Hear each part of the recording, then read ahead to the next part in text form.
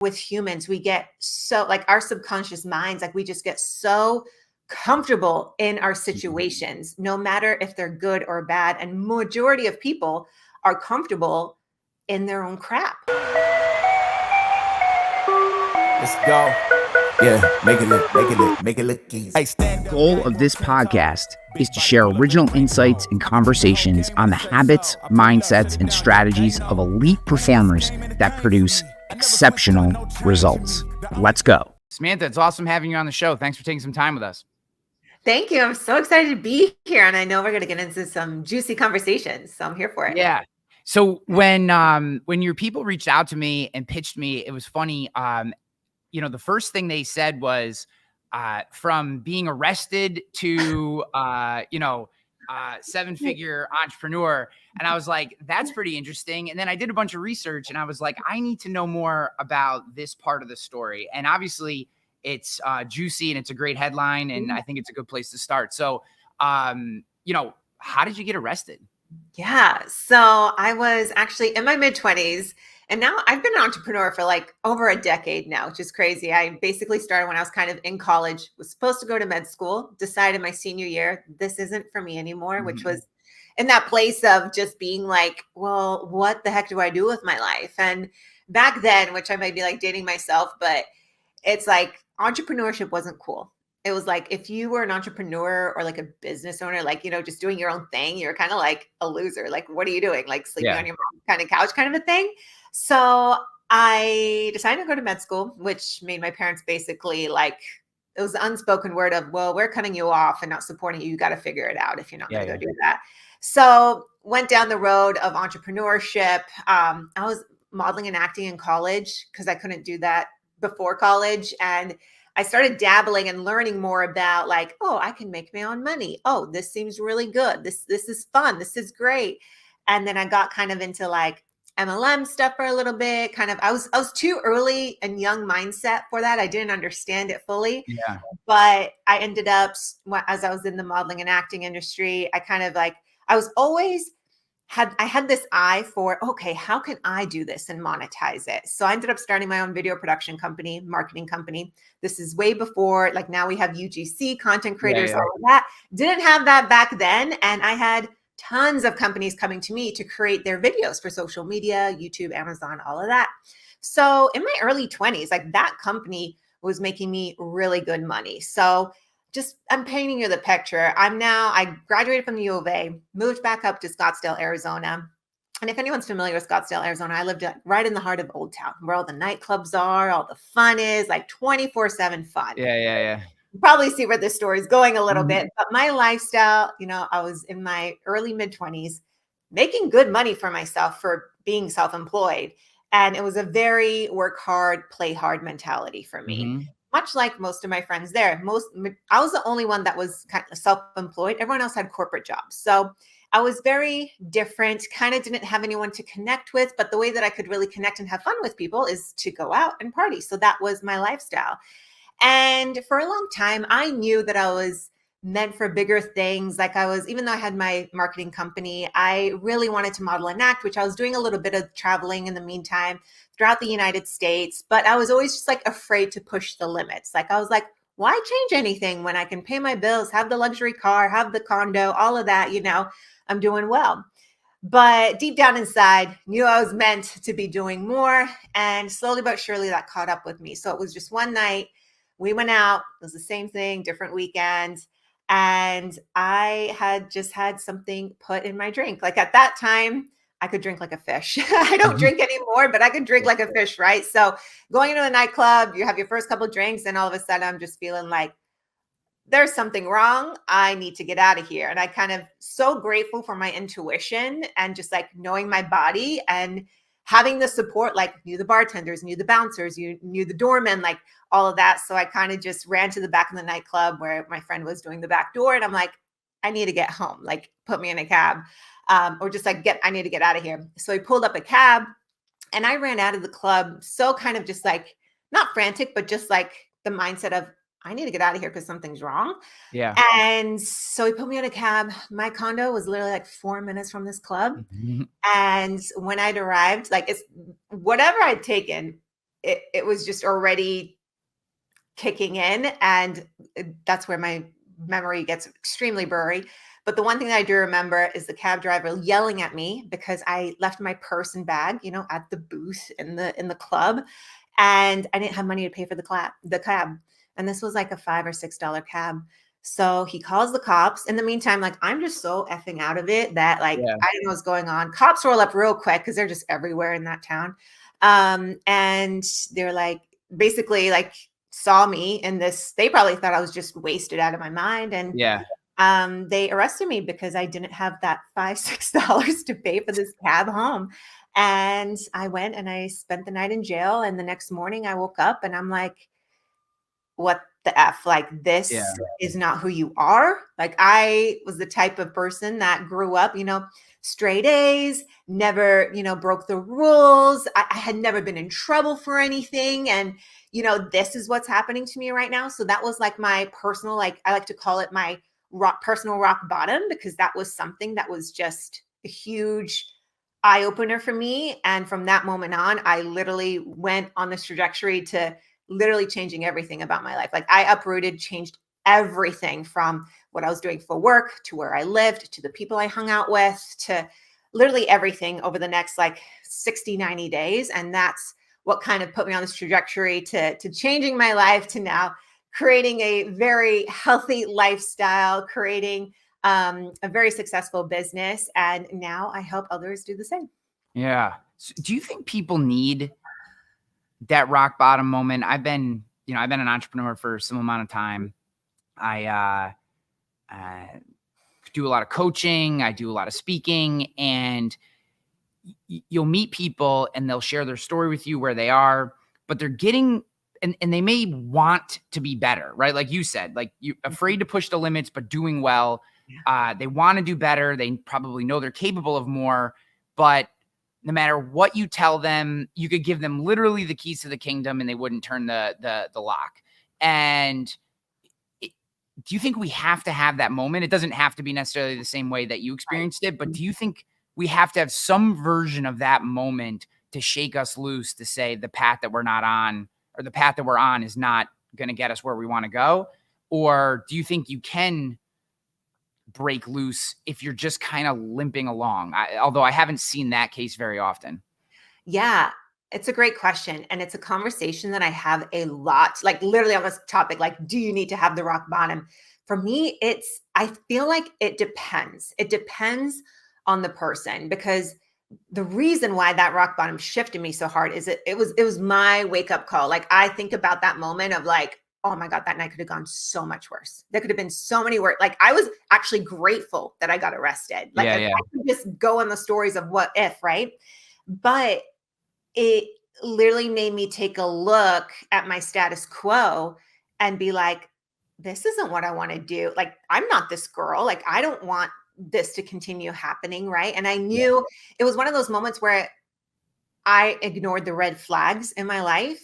So I hit that rock bottom, and that's what woke me up to be like, see, told you so. Like, you didn't make changes. So it's like, this had to happen so I could wake up. So I feel like with people, it depends, and I never want to wish someone to hit their rock bottom, whatever that is. It could be something so trivial, right? You could classify as your rock bottom, but I feel like with humans, we get so, like, our subconscious minds, like, we just get so comfortable in our situations, no matter if they're good or bad. And majority of people are comfortable in their own crap. Like, they're comfortable with being angry and tired and, bored with their jobs or their careers, or unhappy with their life, or feeling unhealthy. Like, people get comfortable with that. So I feel like, just like someone getting sick, right? All of a sudden, what do we do when we get sick? Oh my gosh, we take the time to rest, we take our vitamins, we start eating healthier.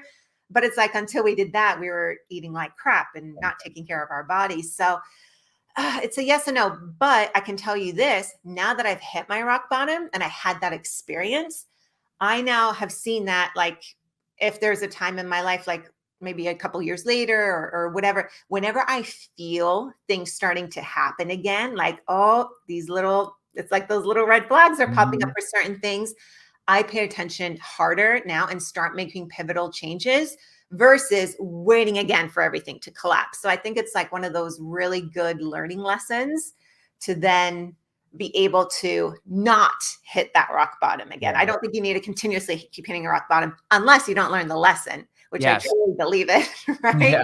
With that. Well, it's interesting. There's two things in there.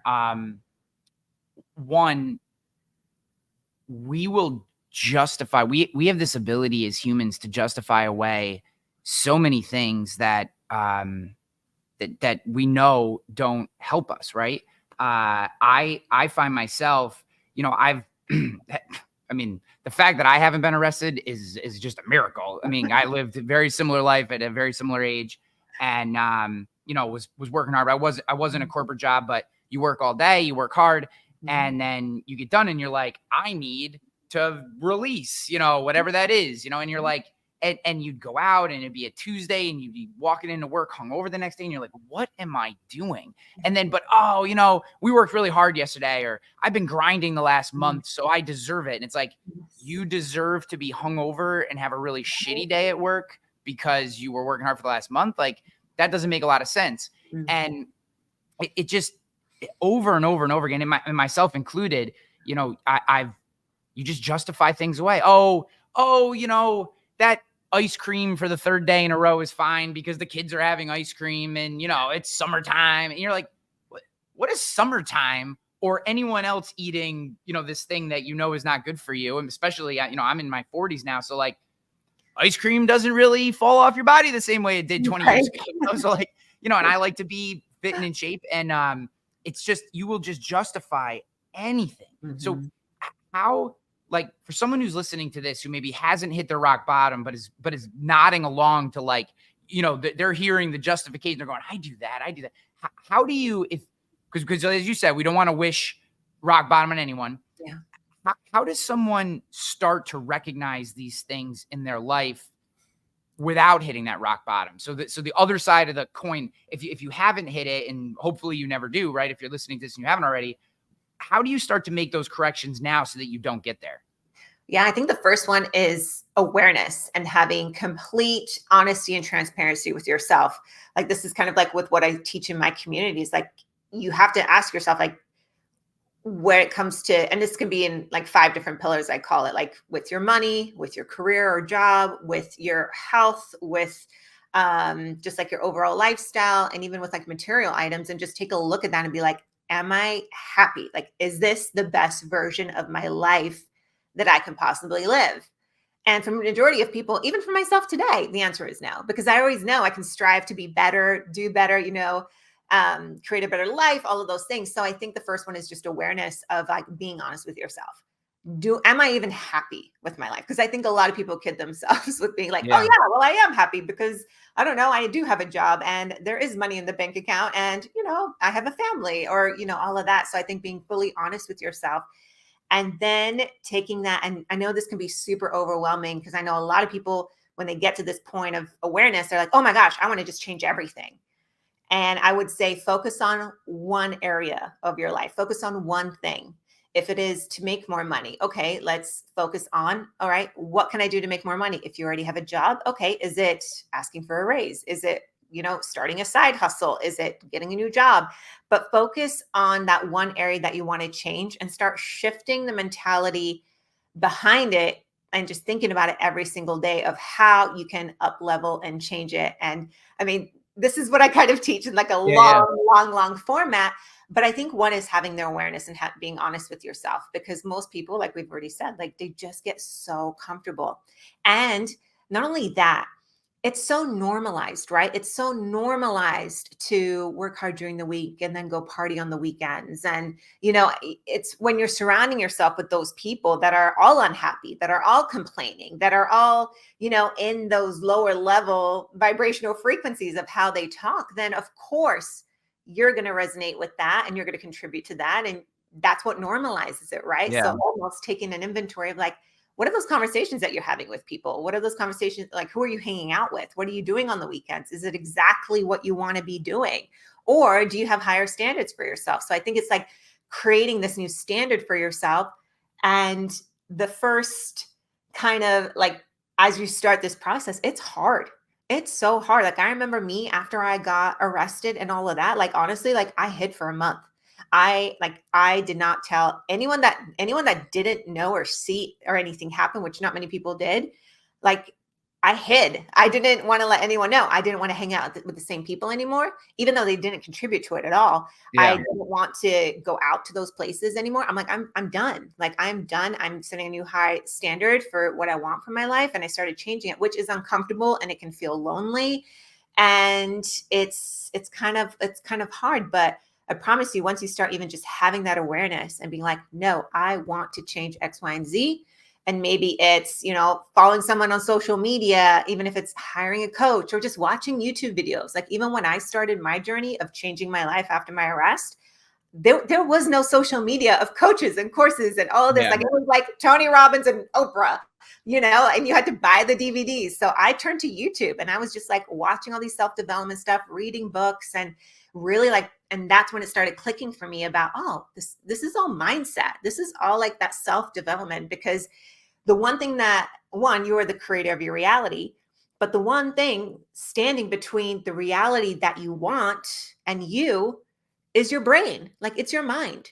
So if you can make the shifts in your mind, you are literally going to change your reality, because everything that we think, the emotions that we have, and the actions that we take, our life is that manifestation of those three things. Well, if you don't like something about the reality, like we got to just change what's up here. Yeah. I have going back to the not right now, it feels like in our society, we've pushed comfort, easy, like these kind of like you deserve these, to live a certain life and have stuff. And we've exchanged accomplishment and meaning and purpose for stuff and like oblivion. And what I mean by oblivion is there is a really awful trend that I've seen in some of the people in my community, and just I coach baseball. I run into a lot of particularly dads who they're all overweight, and in some cases substantially overweight. They all know they are. Now that pot is legalized, and I don't necessarily have anything particular problem with pot in general, but like now that it's legalized, every night they're coming home and whether it's edibles or smoking, they're getting high out of their mind, and they're like as a way to like calm their brain from whatever during the day. So instead of exercising, instead of eating right, instead of putting the fuel in their body or reading or taking on a side hustle, they're deciding to eat, find comfort in stuff, and then whether it's alcohol or pot or some other drug, putting themselves into oblivion, and then all the relationships start to fall apart. They're constantly like foggy brained and like kind of in a bad mood. And like I talked to him a little bit about it, because obviously I do coaching too, and personal development and all this kind of stuff is like core to my life as well. And they'll look at you and be like, yeah, I know I shouldn't do those things. Yeah. And I'd be like, well, what's up then? And they're like, and you just get like this shoulder shrug. And I wonder, and this is where my question is for you. I see those guys, and they're good people, right? They're not, Yeah. These aren't people who have any ill intention. They're trying to get through their life and they're trying to be happy. But they're doing all these things that are purposefully, causing problems. And I wonder, like, do they even know what the best version of their life could look like? Yeah. And I guess my question for you is, one, have you seen that? And do you agree with that general philosophy? And two, if someone is listening to this who is in that place, they feel stuck, how do you map out what the best version of your life could actually look like? Yeah, no, I do see it a lot. Just going out into the public population, right? Like you see it.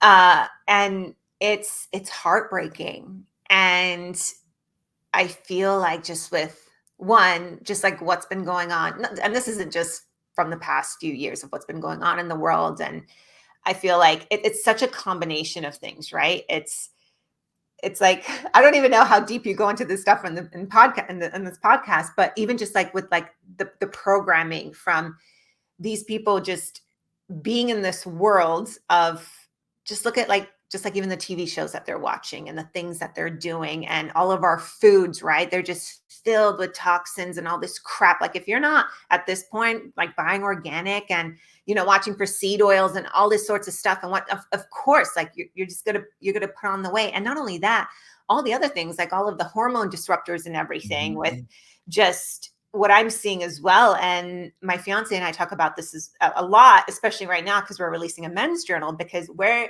also seeing this in men. There's so many things out there for women, right? To help them up level, elevate their mindset, change their life. And it's like, I feel like also the men, and I don't want to like blanket statement this, but there's been so much just like, I don't even know how to word it to like not be misquoted on the show, but the masculinity of men has also decreased a lot, I feel. And this isn't everyone. I just see it just like as a trend of, and this is what's happening, right? Like they're just like, meh, no purpose, no excitement, no drive, and women too, but just to talk about your point here.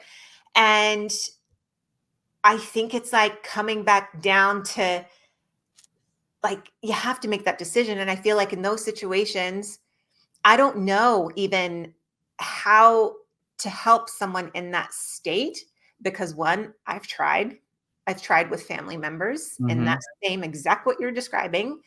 And it's like, you're talking to this wall, like you just feel like there's this veil over them. And it's like, I don't know what's even going to snap them out of it. And I'm not saying like, there's nothing you can do, but it always comes back to like, they have to make the choice. They have to make the decision. And for anyone listening that you have this awareness now and you're like, fuck, like that's me. Like, I really want to change it. I'll give you a little bit of an example for even myself, even though I already have like mindset dialed in and I'm working on myself every single day. But about 6 weeks ago, and I'm into the fitness space. I used to do that back in the day, so I know how to work out. But 6 weeks ago, I decided just one day I woke up and I'm like, I want to commit to a 6-week workout plan. Like, this isn't like to like lose a ton of weight or anything. I'm like, no, I just want to commit. Because for me as an entrepreneur, my days were insane. I would miss the gym multiple days a week because I have a call, have this, stressed out. No. I made quote unquote excuses, but in reality, like I was just letting it fall wayside, right? So I made this commitment I'm doing 6 weeks. I got this workout program every single day. It told me what to do and I went to go do it. The first week, I was excited. The second week, still excited. Kind of getting hard to show up every single day. Third week was really like, okay, got to keep going. And then it kind of like by the fourth, fifth week, it became exciting again because it had become a part of my routine and I started looking forward to it. Yeah. I feel like if you're in this place of just like, okay, I need to change something. Like I said earlier, pick that one thing. Maybe it is, hey, if you smoke pot or weed, like, hey, see if you can cut back on that. If it's you're binge watching Netflix 3 hours a night, like for the love of God, like, like cancel that damn subscription. Use that time for something else. Maybe you're scrolling Instagram for hours on end, like put a time, like our phones now have like these awesome timer limits that can cut you off at a certain hour spendage. But I feel like it always comes back to like that person needs to make the choice. Like no one, I could give you all the plans, all the motivational speaking, all the books to read, all of that. But if that person like literally just isn't willing, like isn't like you can't force anyone else to change their lives, which it's tough, especially if it's like, like you said, like these are, parents of kids that you coach or, your family members or your friends and stuff like that. But ultimately the best thing that you can do, what I've seen, and this is why I show up on social media every day, this is why I've built my community, is lead by example. Yeah. Right. So when I'm hanging out with certain people that I know, they freaking drink a lot, I'm like, I'm showing up, I'm not drinking alcohol, I'm making mocktails. I'm like, hey, do you want a mocktail instead? Not forcing them to not drink, not bringing up, hey, you drink too much, but kind of leading by that example. So that's a tough one. But if you figure out a solution, like truly, like let me know. But that's been something that's always been so top of mind, especially with those that don't have that drive yet to change, even though you see from the outside they're hurting and they're hurting themselves and ones that they love. So I have a friend. He's a extended friend, but a friend, and we're at like a little. I can't even remember where we're at. Some sort of gathering. We'll call it a party, and he's complaining that he hasn't had sex in 5 weeks with his wife, and she's eavesdropping, and he's kind of classic guy stuff, and I mean, not to be crass, but that sounds like an eternity to me. But I was like, well, what's up? And he's like, oh, she, bub. He's like, he's got all these excuses. And she turns around and she goes, he's high as a kite every night starting at 8 p.m. And she goes, and then she just kind of shrugs and turns around. And I look at him and he looks at me and he just puts his head down and like, he just kind of like walked away. And I just felt so bad because I was like, you have this person, he loves his wife. He's a good husband. He's not a bad, he's not like slanderer or anything. In general, he's a great dude. And he just picked up this habit and it became a crutch for him. Yeah. And it was impacting his relationship. It's impacting, just at a pure biochemistry level, a physical act that has tremendous benefits to you and is also a lot of fun if you're doing it right. Yeah. And I was like, I couldn't, it really shook me. And this was maybe like I say the other day, this was probably 6 months ago, but it really shook me because I was like, he knows what the problem is and was willing to bitch to me about it and tell me everything but the truth. Right. And I was like, dude, like, for her to eavesdrop like that and make that comment tells me that it's a problem for her too. And like, it's so solvable. Like it's a simple solution. Like find some other way to land the ship at the end of the night. And, that could be physical intimacy. It could be a workout. It could be a million other things. I mean, even if it's just make yourself one cocktail, if that's what you really need. Right. Like, but to think that there's this known problem and that he was just willing to tell me a complete story that wasn't actually the problem to justify this thing that he was unhappy with when he was 100% the root cause. I was like, this is how we find ourselves in these situations. We just create these alternate realities and we're not honest with ourselves about what's really going on. And I know that, and you're a coach too, so you probably hear some of this. Coaching programs get a lot of negative feedback. They get a lot of, you're just another person telling me what to do. And I think, unfortunately, there are some kind of scammy coaching programs that are out there for sure. But through this podcast and through a lot of my network and people I've met, man, there are so many people doing good work. And I think not enough people are finding someone. It could be just a mentor. It doesn't have to be a coach. It could be a friend of yours who's living a life closer to where you want to be, but we're so afraid to ask for help. How in general, we'll take the larger idea here.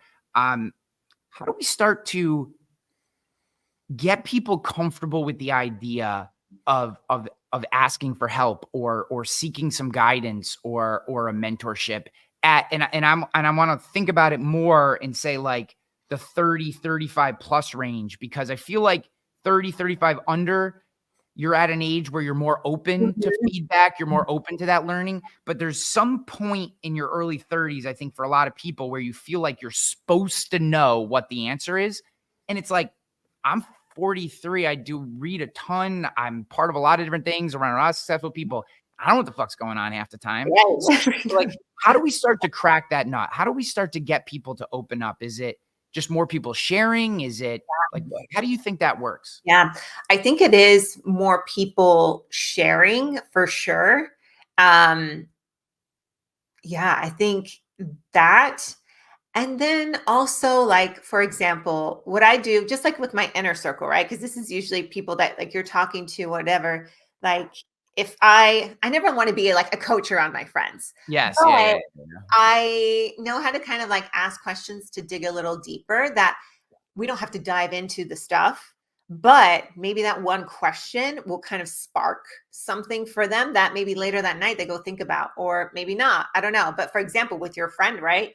Like maybe right there with that exchange happening, my next question would have been like, so what's going on, man? Like what's bringing up smoking the pot every single night? Like what's going on in life? How you doing? Like, was it work related? Because that pot smoking is an escapism from something else going on in this life. So it's like, if I can just even ask a question like that, like, okay, well, let's go deeper a little bit on that, like, and whether they share or not, be like, okay, well, at least they tried. At least it kind of gets their wheels spinning.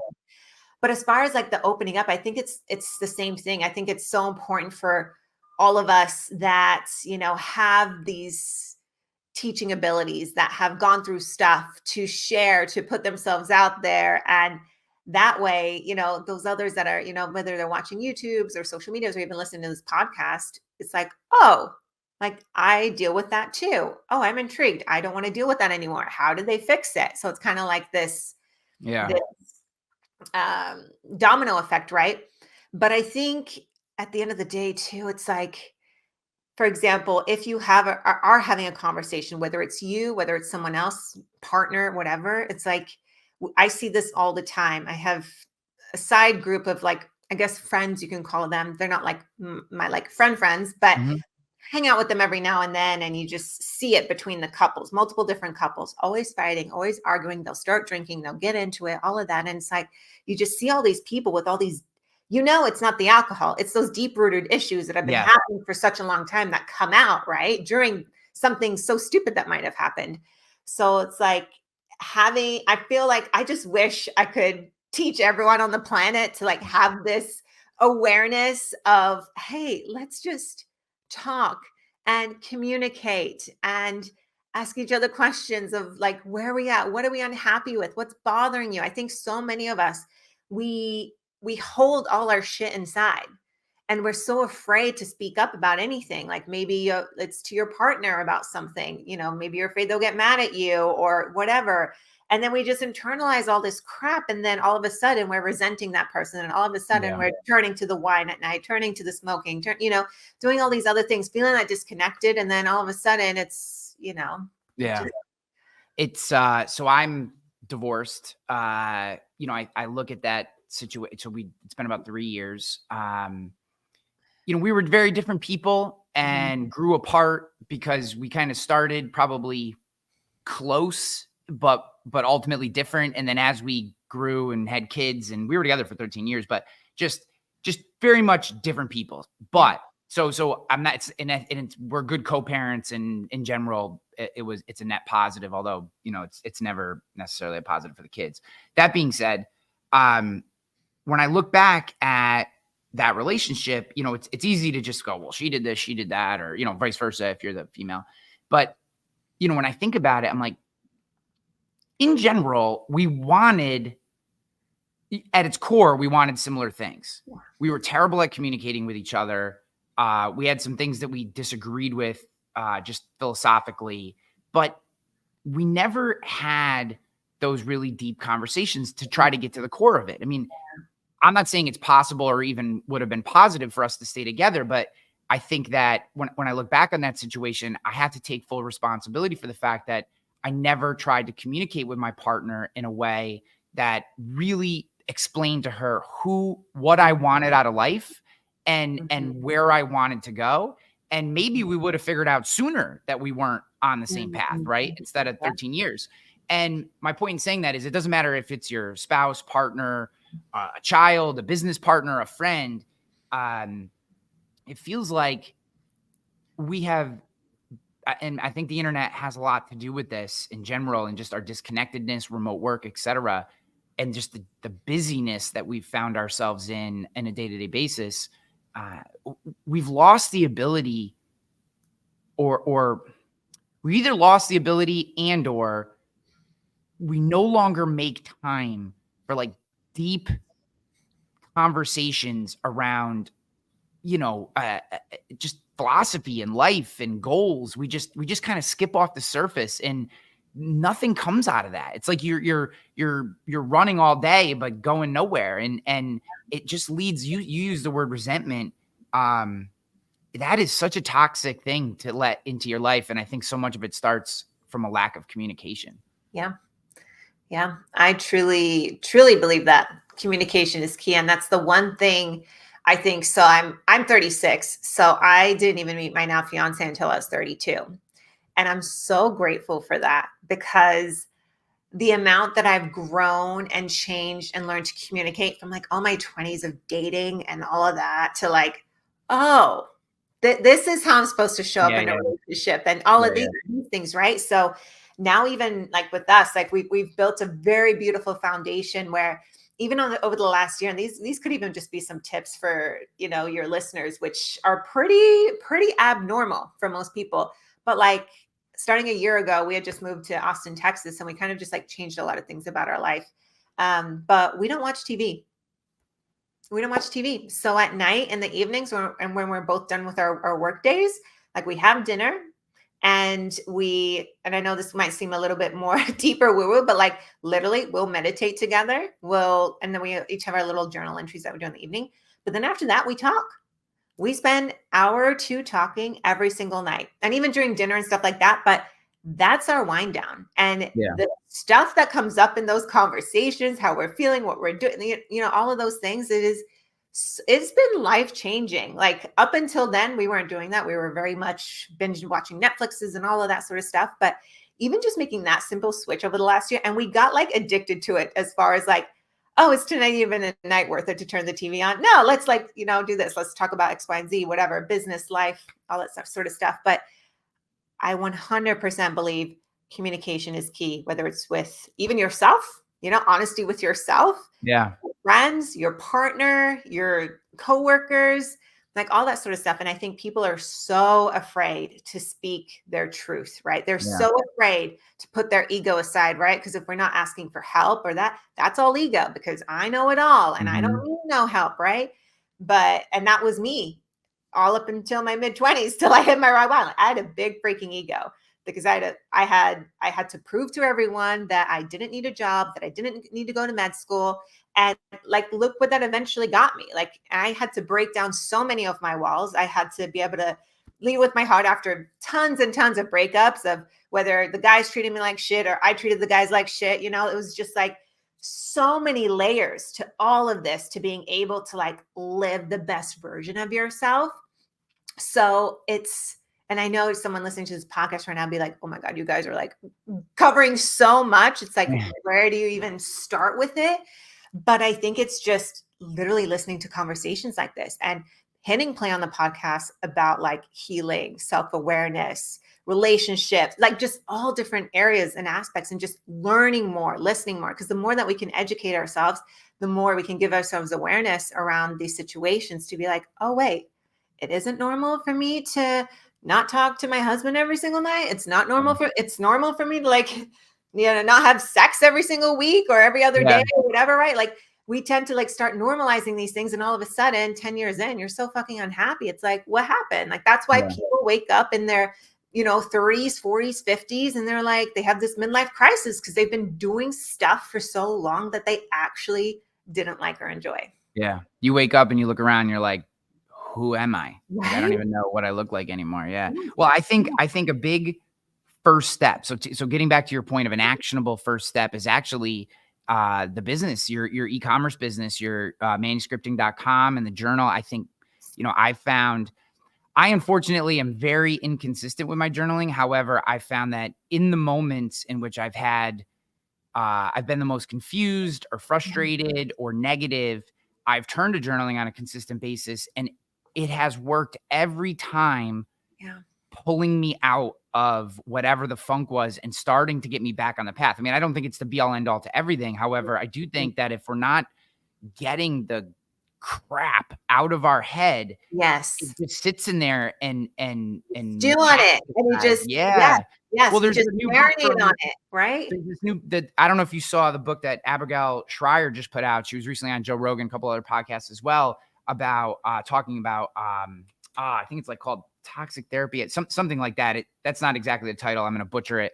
But if you go look up Abigail Schreier, you'll find it. But her whole point is that therapy in general has evolved away from how it was originally practiced to now you have therapists that you go sit down, they don't even talk, and you just tell them all your problems over and over and over again, every week, every other week, whatever your cadence is. And it's like you're just stewing on your problems, and it's like, of course you're going to feel bad about yourself if all you're ever doing is talking about all the bad shit that's happening. So to me, if you can barf that stuff onto a page and get it out first thing in the morning, in particular, that's what always worked for me, was getting it out first thing in the morning. And you look at it and you're like, if you go back and you look, even if you just write a page or whatever it is, I feel like your first thought is like, one, that's not so bad, right? It's not as bad as I might think it is. And two, wait a minute, I can like solve some of these things. Like this isn't, whatever. So tell me about manuscripting.com. Tell me about your journal, and talk to me a little bit about where this came from. Like, where did this business come from? Why did you decide to create a journal in general? Yeah. So I'll start with the creation of it, because this company was not in my plan at all. Like my entire entrepreneurial career, it was all digital, virtual, social media, online stuff.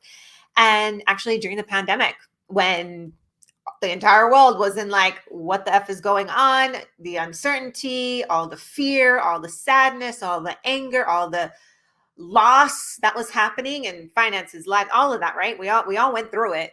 But I was actually at that point teaching a bunch of students and clients on how to start their own businesses. So I was an online business coach. And we were partway through like the course altogether, and this hits us. And all of a sudden I just saw like the demeanors change in the entire class, right? It's just like panic. It's like, oh my God, I'm supposed to be launching. There's no way I'm going to launch my brand right now. Like I cannot, all this. And I'm just, you're just seeing it even on social media with everyone just posting all the bad. And I just started sharing my personal daily routine. So when I had hit my rock bottom, I started learning a lot about mindset, self-development. Oh, journaling. What is this? Oh, meditation. What is this? Never done any of that stuff before. Was never taught, was never, wasn't as popular on social media like it is today. And I just started teaching them how to do that. Hey, every single day, I want you to get your mindset right. You are going to be launching. Here's like the questions I want you to go through. Write down the answers. Here's a meditation, gave them like guided meditation examples of what to listen to, that kind of stuff. And I just started sharing that not only in that class, but also just on social media in general.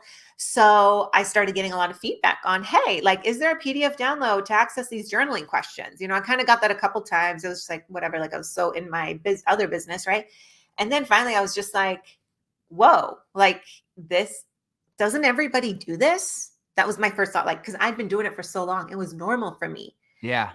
It was like, doesn't everyone do this? So I had that like download of like, oh my God, this isn't just going to be another ebook PDF download that's going to get lost in someone's inbox. I'm like, no, this, I use a journal, and I would always just like buy a really fancy one, right? I'm like, no, this needs to be a really beautiful luxury journal that is just like beautiful and gorgeous, and that can help take someone through the process, because everything that I've learned, I can't just regurgitate to you on like a couple minute call or recording or something, right? Like it has to be detailed, documented in a book, and I want it to be beautiful.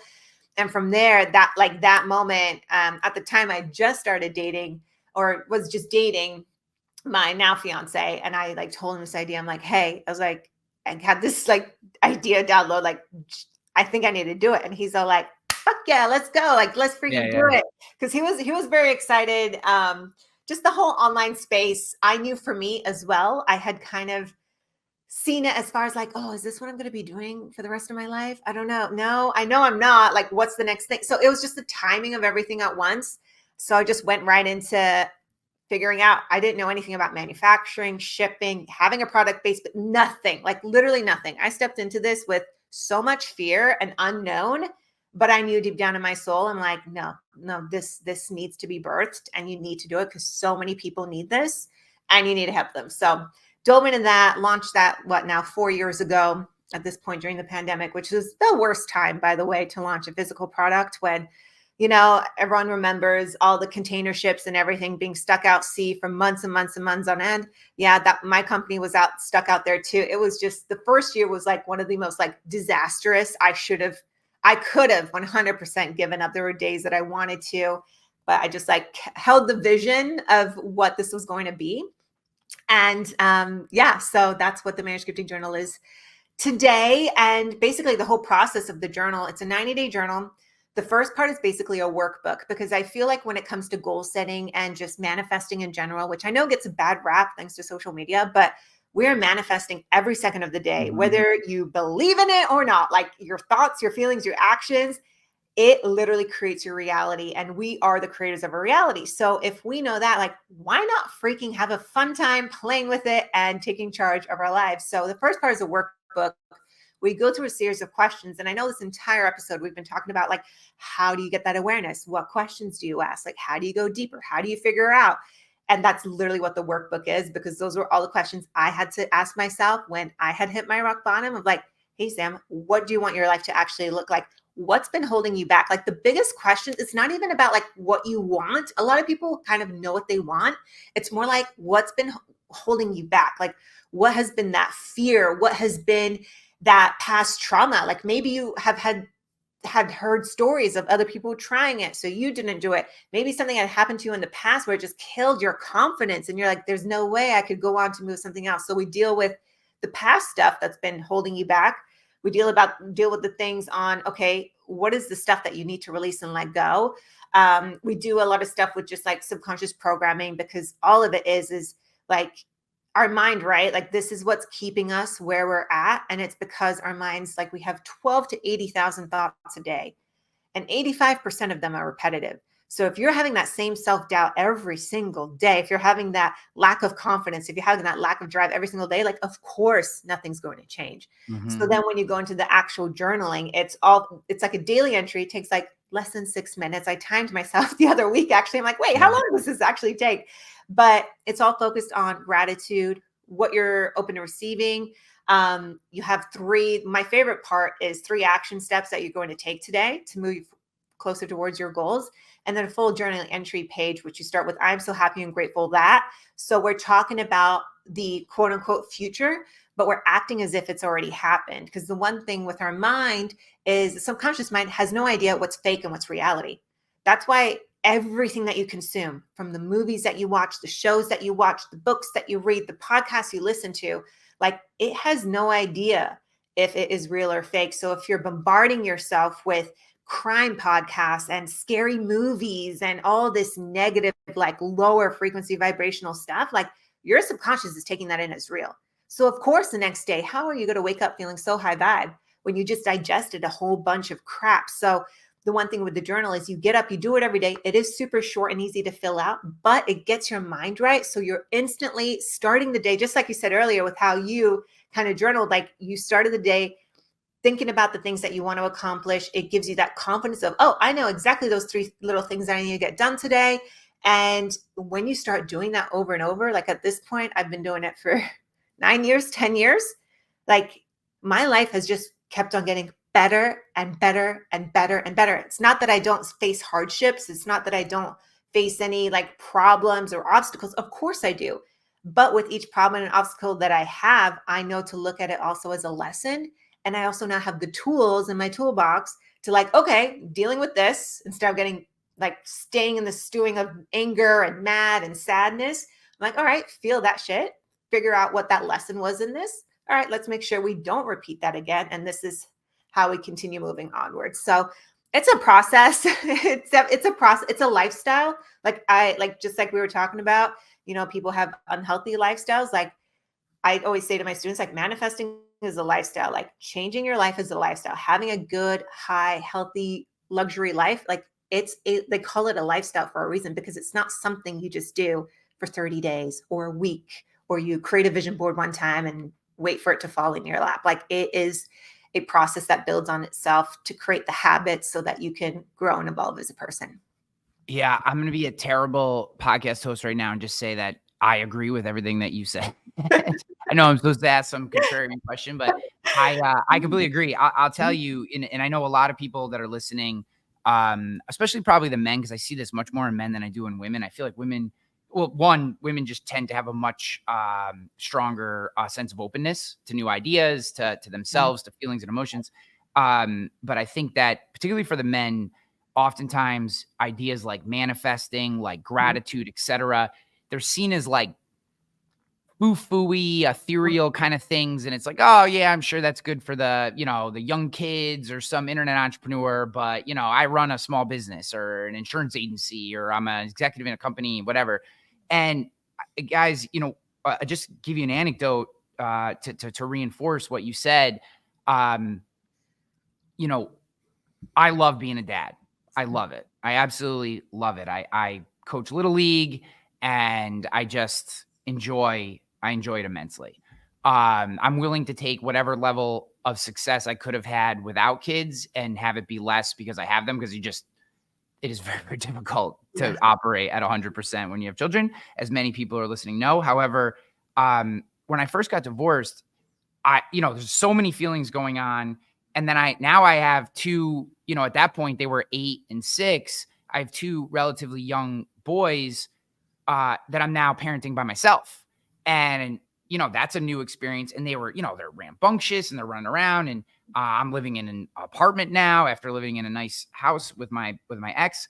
And I would starting to feel myself get very frustrated with them.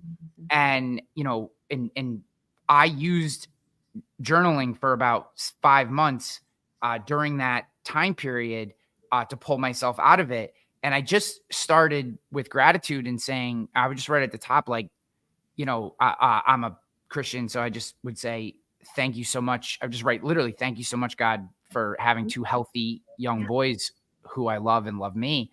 And what I found was, changing nothing else, all of a sudden the little things that were like bothering me that they would do, or like them yelling or just being kids, it stopped bothering me. And not in like a conscious way. It wasn't like I was like, saying to myself, like, don't let that bother you. Like, it just was all, they're just being kids, whatever. And because, as you said, this idea of manifesting, and I did not believe in manifesting. I was one of those people that's like, this is stupid. This is like something people teach you when they want to sell you shit. And then I heard probably 5 years ago, are you familiar with Andy Frisella? He's the Yeah. So I love his podcast and I love his way. And he did an entire episode like out of the blue. The whole episode ended up being about manifesting. I don't think it was probably meant to be by listening to it, but talking about how he is an enormous believer in manifesting. And he's actually talks about how he's pissed that The Secret exists because it kind of corrupted this idea that literally has been a paramount to his life. And he's like, I think every day intentionally and consciously about what I want, for even if it's for 30 seconds, I am visualizing it, I'm thinking about it. And then what happens is, not the thing comes out of thin air, but it's like when you buy a new car and then all of a sudden you see that car on the road, right? If your brain is thinking problem, then you are literally telling your brain, look for problems, see problems, like search out problems, marinate in the problems. Where the opposite of, if I'm thinking positivity, if I'm thinking energy, if I'm thinking love, if I'm whatever your things are, then all of a sudden you start to see those things. Your spouse, or I have a woman I've been seeing for a while now, they do something and maybe you would have just ignored it before, and now all of a sudden you're like, Jesus, man, she picks up the dishes every night. Like, I'm gonna go grab a couple dishes and help her, right? Like, because it's not conscious, guys. I want to reinforce. I think, one, I love your journal. I don't have it yet. I'm gonna buy one, or I did buy one. It'll be in the mail. But I just in reading through it, like, this kind of stuff to me is so important to change, because like we talked about, we over justify things, right? We justify all these things in our head. I think another big part of it is we feel like we don't deserve our best life, right? Like, there was a period when my marriage first fell apart, because it was a shock to me. It was like, I got a phone call and she was like, I'm done. And we had no, there's no prior, right? And we don't get in the story, and I'm not going to blame her for it, but it was very shocking to me. And I was like, man, I thought, up until that moment, I thought I was a good husband. I had all these visions of who I was, and all of a sudden that was shattered. And I started to say, like, well, maybe I don't deserve that. Maybe I don't deserve to be the married guy with kids and all these things. And that's so toxic. And if we don't have a way of counterbalancing that, and I think journaling is a tremendous way to do that. Again, whether you use it all the time as a lifestyle or use it as a tool in dark moments, I think that you have to have a counterbalance those negative thoughts, and using a prompted journal in particular, if you're not used to journaling, is a tremendous way of creating a buttress to all the negativity that's attacking you each moment of your day. Exactly. I literally couldn't agree more. Yeah, well, I love that you ordered the journal. I want to send you the men's journal. It hasn't released yet, but we just got him in. So okay, that'd be awesome. I love that. I don't care, men's, women's. I like the prompts. I like the activity, and I like the setup. And I would agree with you. The look and feel. You want something you can hold in your hand. Yes. And I also like to get a feel for my guests and what they're doing and everything. Yeah. So, this has been tremendous. I appreciate you and what you're doing and the message you're bringing out. I obviously couldn't agree more with how you're doing it and the methods that you're using. For people that are listening going, I'm stuck, I'm negative, I have this habit I can't get past. I'd really love to have a better relationship with my kids, my spouse, my best friend, my business partner, whatever. And journaling could, if nothing else, guys, it is an amazing first step. 100%. And it will, I promise you that if you can commit to it for 90 days, right? And I think 90 days is a great time period. If you can just make that commitment for 90 days, you will be in a different place, in a much better place. Not every problem will be solved. This isn't a be all end all, but you will be in a different place, in a much better place than you are today. I absolutely promise. Samantha, where can people go to get the journal, to learn more about you, to follow along with your journey, to become part of your community? Yeah, the journal, you can get at marriagescripting.com. And to follow me, if you want to see like lifestyle, behind the scenes, inspiration for changing your life, my personal Instagram, Samantha Kozuch. That's where I kind of post all the things. And then if you just want to follow along for like just more like actual just. Yeah. And so guys, I will have all the links in the show notes as well, if you don't want to go direct. So if you're listening or watching on YouTube, just go down the description. You can click through. Samantha, this has been amazing. I appreciate you. I appreciate your time. And when you launch the men's journal, would love to have you back. And if your fiance is part of that experience, too, that would be awesome. It's all my fiance. He designed it. He's the one, like he journaled way before he even met me. So he's the one in charge of that one. I'm running the women's, he's running men's. And yeah, I think you guys would have an amazing conversation. Awesome. Well, I wish the two of you nothing but the best. I appreciate you. We're going to get out of here. Let's go. Yeah. Every week, we share the ideas, stories, and insights of elite performers that you can use in your business and life. Be sure to subscribe wherever you're listening or watching, and leave a comment on YouTube to keep the conversation going. This is the way.